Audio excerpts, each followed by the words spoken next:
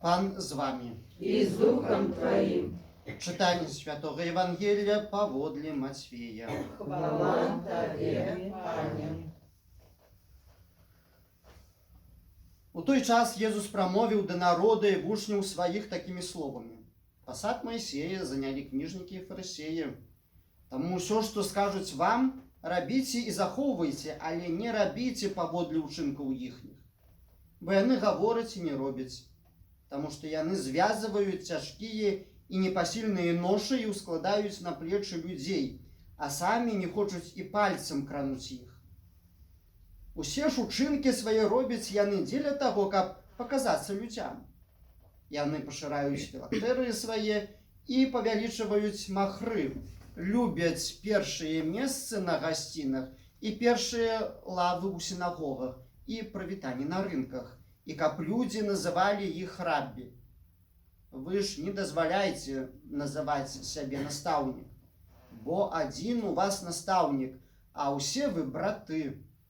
И айцом вашим не называйте никого на земле, бо один у вас Отец Небесный. И не дозволяйте называть себя кіраўнікамі, бо один у вас кіраўнік Христос. Больше из вас нехай будет слугою для вас, бо той, кто узвышае себе, принижены будет, а той, кто принижае себе, будет узвышаны. Это слово Пана. Хвала Тебе, Христе.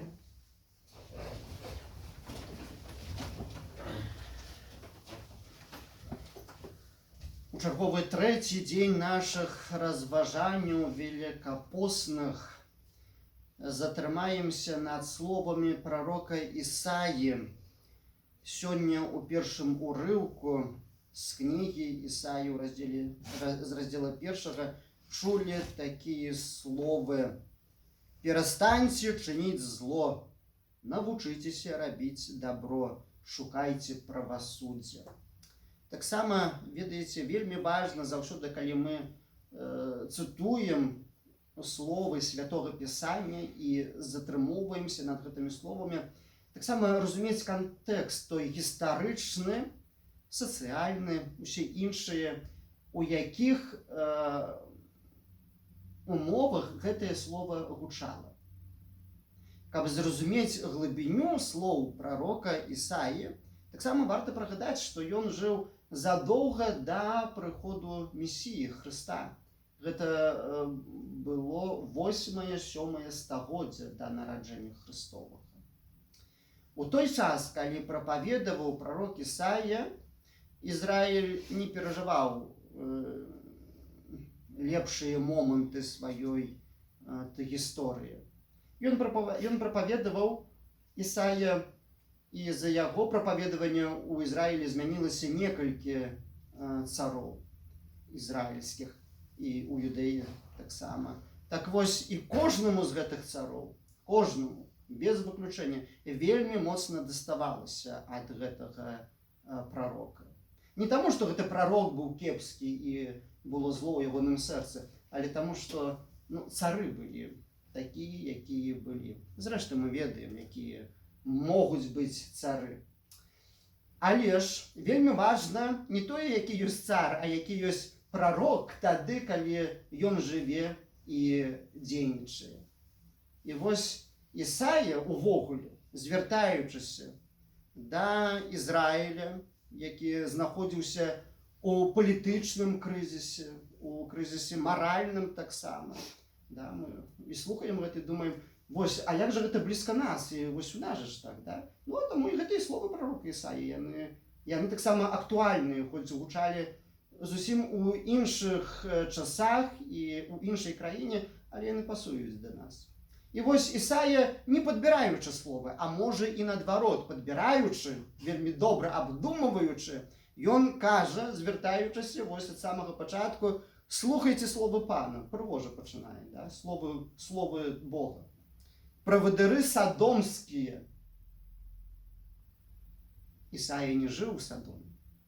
Ісая не звяртаўся да жыхароў Садома. Гэта немагчыма было. Правадырамі садомскімі ён назваў усіх тых, хто кіраваў Ізраілем. хто кіраваў Ізраілем, і у тым ліку таксама гэта тычыла і цара ізраільскага. Вось так ён іх называе. А народ ізраільскі кажа: правадыры садумскія, пачуйце закон Бога нашага, народ Гаморы. Вось такія словы, як правадыры садомскія і народ Гаморы, ужывае Ісая да Ізраіля і яго кіраўнікоў, звяртаючыся да іх. Ён ведаў, што казаў. Гэта быў адукаваны чалавек, паходзіў з багатай сям'і святарскай, жыў у Іерусаліме. Ён ведаў гэтых цароў не толькі вось так з таго, што пачуў, але і асабіста іх ведаў таксама. Ён ведаў, да каго прамаўляў. І ён ведаў, наколькі вялікая крывадушнасць народу ізраільскага, у тым ліку і цароў. Наколькі вялікія яны хлусы. Зрэшты, у гэтай хлуслівасці ён таксама часам і імённа звяртаўся да гэтых цароў, называючы іх, што яны хлусяць, кажучы аб гэтым, што яны хлусы, што яны хлусяць. Не было змілавання. Калі так падумаем, калі б вось Ісая жыў у наш час у Беларусі, то, напэўна, яго б абвінавацілі ў экстрэмізме, ён бы не мог бы прапаведаваць. Зрэшты, і тады таксама так было. Нездарма ж Ісая закончыў сваё жыццё такім чынам, што яго цар загадаў забіць. У аднаго цара ўжо не вытрымалі нервы, не хацеў ён чуць правду Божую, не хацеў чуць пра закон, бо, як кажам, часам не да закону, калі той, хто не хоча жыць па закону Божаму, хто супярэчыць гэтаму, то тады, конечно, не хочацца яму слухаць гэта слова праўды, і лягчэй таго, хто кажуць праўду, абвінаваціць, што ён экстрэміст, і яго пасадзіць, забіць. Такі вось чалавек. І калі вось прыгадаць гэта слова прарока Ісаі, як заканчваецца гэты ўрывак, калі ж адмовіцеся і станеце бунтаваць, вось адмовіцеся слухаць прарока, знішчыць вас меч, гэта ўвогуле. Тут уже любы суддзя ў Беларусі асудзіць, як толькі пра меч ідзе мова. Не важна, што гэта меч Божы. І гэта, ведаеце, гэта не так, што я фантазірую. Нездарма ж таксама і мае казанні, якія я кажу, вось даследуюцца следчым камітэтам, і па сённяшні дзень яшчэ не ведаю вынікі, экспертызы там былі розныя, лінгвістычная была, цяпер псіхалагічныя адбываюцца. Гэта ўсё мы ведаем, таму што, бачыце, пад сонцам няма нічога новага. Як свет ёсць стары, так у гэтым свеце ёсць добро, ёсць зло, ёсць чалавек, а ёсць немец. І гэта нармальна ў свеце. І гэтыя праблемы ўвесь час будуць пры розных абставінах. Але вельмі важна ў гэтых незразумелых часах прыслухоўвацца да слову прарока. Бо гэтае слово прарока, яно нясе прасвятленне для нас. І сёння мы затрымоўваемся над словамі прарока Ісаі, якія гучаць так: «Перастаньце чыніць зло, навучыцеся рабіць добро, шукайце правасуддзе». Бачыце, Ісая не патрабуе ад народу ізраільскага шмат. Ён ведае, які гэты народ, ён ведае, які ўзровень духоўны. Ён ведае, што яны,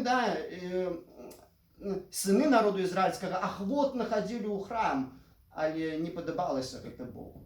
Ой, не падабалася. І не прымаў Бог гэтыя ахвяры. Бо Богу, бачыце, хтосьці будзе казаць, што гэта жыццё духоўнае развіваецца, калі будуецца шмат храмаў, калі зяюць купалы залатыя, святыню, але ж не ў гэтым духоўнасць праяўляецца. Не ў гэтым. Нездарма ў першы дзень разважанняў я прыгадываў словы мучаніка, праведніка святого Кіпрыяна з Карфагена, который казаў вельмі проста, што Бог не прыняць ахвяры ад віноўнікаў разладу. Не бывае так. Богу не можа падабацца, як зяюць купалы. Бог не павядзецца на гэта. Богу падабаецца, калі зяюць ад добра людскія вочы. Калі сэрца чалавека сіяе ад любві, ад справядлівасці, правасуддзя, вось гэта Богу падабаецца. А на купалыну паглядзіць, на святыню ўбачыць, але гэта ўсё можа быць яшчэ тым элементам, які пасадзейнічае чарговаму дакору ад Бога ў бок чалавека. Вось. І Ісая не патрабуе шмат ад чалавека. Проста кажа: перастаньце чыніць зло. Кропка. Нельга рабіць зло. Як нельга біць чалавека, як нельга рабіць насілле, то нельга рабіць зло. Нельга рабіць беззаконне, нельга выносіць несправядлівыя прысуды, нельга ўвесь час думаць толькі пра сябе, апускаючы галаву і не бачучы побач іншага чалавека. Нельга гэтага рабіць, гэта зло. І Ісая кажа: перастаньце рабіць зло. А далей працягвае. Бачыце, таксама гэтыя словы глыбокія і прадуманыя. Ісая кажа: навучыцеся рабіць добро. Ісая не кажа: рабіце добро. Таму што той, хто рабіў зло, ён не адразу здольны рабіць добро. І добру трэба навучыцца. Зрэшты, каб чалавек умеў рабіць добро, ён бы яго рабіў. Просто чалавек не умее рабіць добро. І той, хто робіць зло, гэта не значыць, што ён заўсёды хочуць рабіць гэтае зло. Ён жа разумее, што робячы зло, гэтае зло знішчыць яго таксама. Таксама, калі хтосьці працуе на беззаконную злачынную сістэму, ён разумее, што ён гэта робіць, ён ёсць гэтым такім шрубчыкам у сістэме, але ён разумее таксама, што гэтая сістэма раней ці пазней яна таксама сажрэ і яго таксама. Ён хацеў бы рабіць добро, не ведае як. Ведаеце, колькі разоў я не размаўляў таксама з супрацоўнікамі рознага ўзроўня, і правасуддзя, і прокурорамі, і суддзямі. Ну я ж ксёндз, я ж гавару з усімі. У мяне ёсць багаты вопыт. Сапраўды ёсць. Вось. І колькі я не гаварыў з імі, калі задаеш такое канкрэтнае пытанне, гэта сам на сам, і калі задаеш пытанне, але як далей жыць? І ў нашай краіне таксама. Што далей рабіць? Не маюць адказу. Яны не маюць адказу на тое, каб апраўдаць сваю бяздзейнасць, тое, што выконваюць загады зусім несправядлівыя. Яны гэта разумеюць усё. Але не маюць адказу, яны не разумеюць, як можна зрабіць добро. Яны сляпыя, яны гэтага не бачаць проста. Яны гэтага не бачаць. Таму што добру трэба навучыцца рабіць. Яны, калі апраўдваюцца, тыя самыя сілавікі, што трэба ж працаваць. А што ж я яшчэ магу рабіць? Але, барані Божа, у іх нават у галаве не ідзе аб тым, што вось тое, што яны робяць, яны не ацэньваюць, ці гэта адпавядае правасуддзю, ці не. Не, гэта загад ёсць усё. Гэта не ягоная справа ацаніць, ці гэта правасуддзе, ці не. А таму сапраўды Ісая памыліўся б, калі б ён сказаў бы у такім асяроддзі, дзе чалавек рабіў зло, што вось рабі добро і ўсё памяняецца. Гэта слова будзе пустое. Ісая дае заданне: навучыцеся рабіць добро. Добро рабіць трэба вучыцца. І закон Божы у гэтым ёсць таксама дапамогай. Ісая працягвае думку і кажа: шукайце правасуддзе. Каб навучыцца рабіць добро, трэба жыць згодна з законам Божым. Калі нават не разумееш, як гэта рабіць, якія наступствы будуць, проста зрабі так, як гэтага хоча Бог. Не так, як гучыць людскі загад, але як гучыць загад Божы. Той загад, які гучыць у сэрцы тваім, у сумленні тваім. Зрабі гэта. І вось гэта будзе той крок, які павядзе да правасуддзя кожнага з нас. Шукайце правасуддзе. Ісая захочвае ставіць правасуддзе ў цэнтры ўвагі і нібыта ісці на гэта правасуддзе як на святло маяка. Час можа быць цёмны, незразумелы. Усе так кажуць, можа быць разгубленасць пэўная, але нельга ў гэтай разгубленасці хадзіць па замкнёнаму колу. Трэба гэтае кола разгубленасці, беззаконня, злачынстваў, зла разарваць. А каб вырвацца з гэтага кола. Трэба ісці на святло маяка, а гэтым святлом маяка, вось гэтым маяком ёсць для нас правасуддзе. Трэба шукаць правасуддзе. І вось гэтая парада пасуе кожнаму. Неважна, ці ты верыш у Бога, ці ты католік, ці ты праваслаўны. Вось гэтае заахвочванне шукаць правасуддзе пасуе нават і атэісту. Просто шукай правасуддзе, ідзі на святло закону. Не адразу дойдзеш, да? Не адразу мы дойдзем усе. Але гэта магчыма, просто ідзі. А вось як выйдзеш, то іншую справу, усю рэшту зробіць Бог таксама за нас. Бо Бог ёсць у гэтым жыцці таксама. Мы пэўныя рэчы не бачым, мы не разумеем, як гэта рабіць тут можна, да? Але Бог бачыць. А для нас вельмі важна зрабіць так, як Бог нас вучыць. І вось гэта была правільная хрысціянская пазіцыя. Мы ўвесь час думаем, якую пазіцыю заняць у гэтым свеце. Ці быць такім прыстасаванцам, ці быць вось такім паўшым хрысціянінам і чакаць лепшага часу, калі можна будзе пакаяцца і у тым усім, што рабіў кепскага, злога, ці гэта ўсё ж такі можа рабіць зараз, сёння. Конечно, рабіць трэба сёння гэта пакаянне. Не трэба чакаць лепшага часу, каб заняць правільную пазіцыю чалавека, хрысціяніна, пазіцыю сумленнага грамадзяніна. Гэты час ужо надышоў, лепшага часу не будзе для нас. І вось гэта справа вельмі важная. Разважаючы сёння пра парады прарока Ісая, мы таксама павінны разумець, што мы, людзі, створаныя Богам, не жывём у ізаляваным свеце. Бог не стварыў нас нікога так вось асобна, паасобку, да? Але мы, людзі, толькі тады можам быць людзьмі, калі жывём таксама ў супольнасці. І вось гэта справа вельмі важная. І каб зразумець глыбіню вось гэтых слоў, я прыгадаю зноў ж такі павучанне ўжо вядомага для нас святога біскупа з Карфагена, святога Кіпрыяна. Пра ягонае навучанне гаварыў таксама ў свой час папа Бенедыкт XVI у 2007 годзе, калі рабіў катэхезу пра святога Кіпрыяна. І вось тады папа Бенедыкт звярнуў увагу на думкі святога Кіпрыяна, якія ён змясціў у творы пра малітву «Ойче наш». І вось папа, кіраўнік касцёла каталіцкага, казаў, што святы Кіпрыян, ягоныя разважанні пра «Ойче наш» навучылі таксама яго папу, да, папу рымскага, правільна маліцца і лепш маліцца, глыбей маліцца вось гэту малітву «Ойче наш». Гэта не значыць, што папа не ведаў малітву «Ойче наш». Ведаў ён малітву «Ойче наш». Конечно ж, ведаў. Гэта чалавек навуковец, які па багаслоўю прыраўнываецца, можна сказаць, да вялікіх айцоў царквы, касцёла.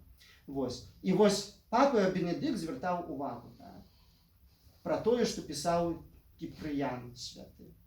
Што нездарма Христос, вучачы нас маліцца, кажа, маліцеся так, «Ойче наш». Ён не кажа, маліся «Ойче мой». Але хоча, каб кожны чалавек, так хоча Христос, так тлумачыў святы Кіпрыян, хоча, каб кожны чалавек разумеў, што Бог, які ёсць Богам любові, ён ёсць айцом для кожнага чалавека. І мы, калі молімся, веруючыя людзі ў Бога, мы не маем права маліцца выключна за сябе. Мы не маем права маліцца выключна за сваіх дзяцей, за сваю сям'ю, толькі тое, што нам прыналежыць, нейкім чынам. Так дзейнічаюць язычнікі, так могуць апраўдвацца сілавікі, якія робяць беззаконне, што ў іх ёсць сям'я, і ім трэба клапаціцца пра сям'ю, і вот ён ідзе біць чалавека, таму што яму за гэта грошы плацяць, а дзяцёнка карміць трэба, да. Так робяць язычнікі. Хрысціянін так не можа рабіць. І хрысціянин не можа таксама маліцца, звяртаючыся да Бога любві, да Бога, які любіць увесь свет, кожнага чалавека, думаючы выключна пра сябе. Трэба зразумець, што Бог любіць усіх нас. Усіх это аднолькава. І нас, вызнаўцаў Христовых, але паўшых хрысціян таксама любіць Бог.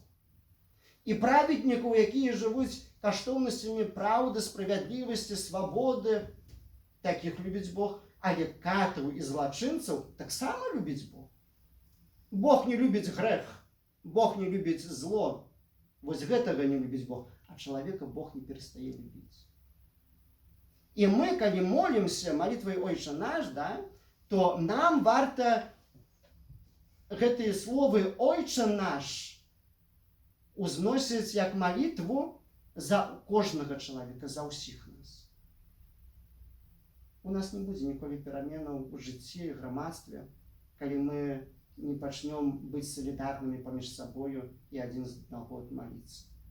Да, конечно, паўстае пытанне, як можна маліцца за таго, хто мяне пакрыўдзіў, хто мяне абакраў, хто мяне пабіў, хто мяне несправядліва пасадзіў у турму, хто мяне згвалціў. Як можна маліцца за такога? Можна. Можна. Ты ж не просіш для яго большага шчасця, чым ты для сябе. Ты просіш проста, каб і Бог і пра яго падумаў. Гэта значыць, каб Бог яго вызваліў з-пад улады зла таксама.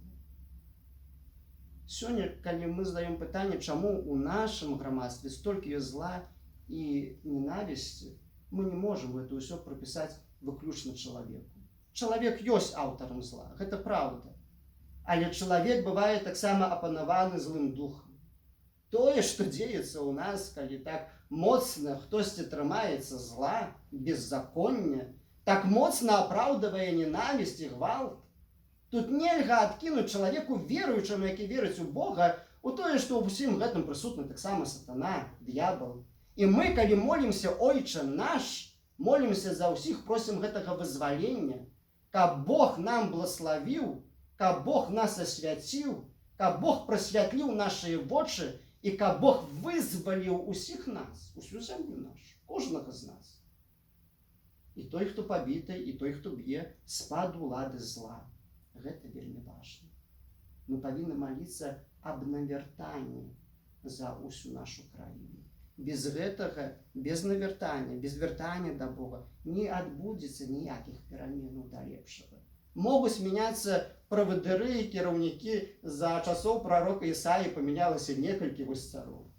Прыходзіў адзін цар, які таксама адыходзіў ад гэтага Бога сапраўднага. Прыходзіў іншы, мяняўся трэцім, але не станавілася лепш.